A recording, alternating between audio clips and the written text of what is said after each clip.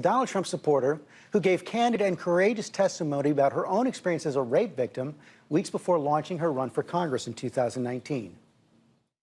From some of us who've been raped, it can take 25 years to get up the courage and talk about being a victim of rape. And the first thing that happens when a woman comes out in public and says she's been raped, what is the first thing out of someone's mouth? Is that it didn't happen. This is why women do not come forward. They are afraid. Congresswoman, thanks for joining us this morning. You've endorsed Donald Trump for president. Judges and two separate juries have found him liable for rape and for defaming the victim of that rape. How do you square your endorsement of Donald Trump with the testimony we just saw? Well, I will tell you, I was raped at the age of 16. And any rape victim will tell you, I've lived for 30 years with an incredible amount of shame over being raped. I didn't come forward because of that judgment and shame that I felt. And it's a shame that you will never feel, George. And I'm not going to sit here on your show and be asked a question meant to shame me about another potential rape victim. I'm not gonna do that. It's actually not about shaming you. It's a question about Donald Trump. No, you are shaming me. You've endorsed Donald Trump for president. Right. Donald Trump has been found liable for rape by a jury. Donald Trump has been found liable for defaming the victim of that rape by a jury. It's been affirmed by a judge. It was not a criminal court case, number one. Number two, I live with shame. And you're asking me a question about my political choices, trying to shame me as a rape victim, and I find it disgusting. And quite frankly, E. Jean Carroll's comments when she did get the judgment, joking about what she was going to buy, it makes it harder for women to come forward when they make a mockery out of rape, when they joke about it. Doesn't it make it harder for women to come forward when they are defamed by It makes it harder when other women candidates? joke about it, and she's joked about it. I find it offensive. And I also find it offensive that you're trying to shame me with this question. I'm not trying to shame you at all. In fact, I have dealt with this for 30 years. You know how hard it was to tell my story 5 years ago when they were doing a fetal heartbeat bill and there were no exceptions for rape, incest, or rape or incest in there? I had to tell my story because no other woman was coming forward. No rape victims were represented. And you're trying to shame me this morning. I'm just asking. And I find it offensive, and this is why women won't come forward. Women won't come forward because they're defamed by those who perpetrate rape. Donald Trump they are judged and they're shamed, and you're trying to shame me this morning. I think it's disgusting. I'm not shaming you at all. I told my story. It took me 25 years to tell my story. I was judged for it. I still get judged for it today. I'm asking you a very simple question. And I answered it. You're shaming me for my political choices. I'm asking you a question about why you endorse someone who's been found liable for rape. It was not a criminal court.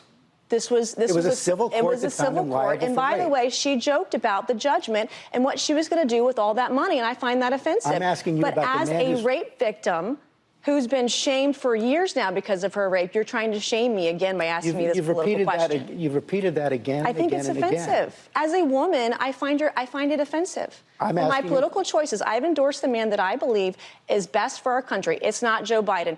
And you looked at the dueling rallies yesterday in Georgia. Laken Riley's family was with Donald Trump. They weren't with Joe Biden. The same guy yesterday that apologized for calling her killer an illegal, who wasn't illegal. And here you are trying to shame a rape victim. I find it disgusting. I mean, you keep saying I'm shaming you. You are. The question, it is. How is the question asking you about a presidential candidate who's been You're asking a rape victim.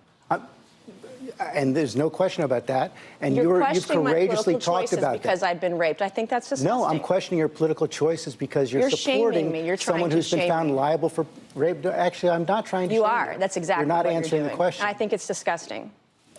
Well, you're welcome to say that, but you also have to answer the question. Why are you supporting someone who's been found liable for rape? I just answered your question. What is the answer? He was not found guilty in a criminal court of law. It was sexual abuse. It wasn't actually rape, by the way. And E. Jean Carroll joked about all the money she's going to get and made a mockery out of this case. And I think that's offensive. There's a reason why women don't come forward. And when you have someone who says that they're raped and they make a mockery out of this civil court judgment, it's offensive to other women. It makes it harder for other women to come forward when another woman has made a mockery of it. You said women don't come forward because they are afraid. They are afraid because they're defamed and shamed by those like you're trying to shame me this morning. They are afraid to come forward, as you said, because they are defamed by those who commit the rape. That's what Donald And Trump they're has been found judged. guilty of doing. He defended himself over that and denies that it ever happened, but he was not found guilty in a criminal court of law. It was a civil So is that the judgment over distinction you're sexual making? abuse. A civil judgment is okay, but a criminal judgment is not? This is different, and they didn't even input all of the evidence into the civil case either, because some of the information she provided wasn't even accurate or correct. But to sit here and ask me as a rape victim to try to shame me for my political choices is wrong, and I think it's offensive. You can repeat that again and again and again. And I'm going to, because I I've done find it nothing to shame deeply you. offensive. You don't find it offensive that Donald Trump has been found liable for rape? I find it offensive as a rape victim that you're trying to shame me for my political choices. And I've said again repeatedly, E. Jean Carroll has made a mockery out of rape by joking about it. I don't find that funny. Well, rape is not funny. You've made it rape perfectly is serious. You've made it perfectly clear. Rape You're comfortable. is serious. It is it's serious. Not funny, and it shouldn't be made a mockery of. But It if you is- want to defend a woman who made a mockery out of rape, then you go ahead and do that. I'm not going to do that. Well, actually, what you're doing is defending a man who's been found liable for rape. I don't understand how you can do that. Not in a criminal court of law. This was a civil judgment over sexual abuse, not rape, by the way, and she made a mockery out of it. Can we pull up which the one are Washington you going Post to? headline right there? In fact, it has been shown to be rape. The judge affirmed that it was, in fact, rape.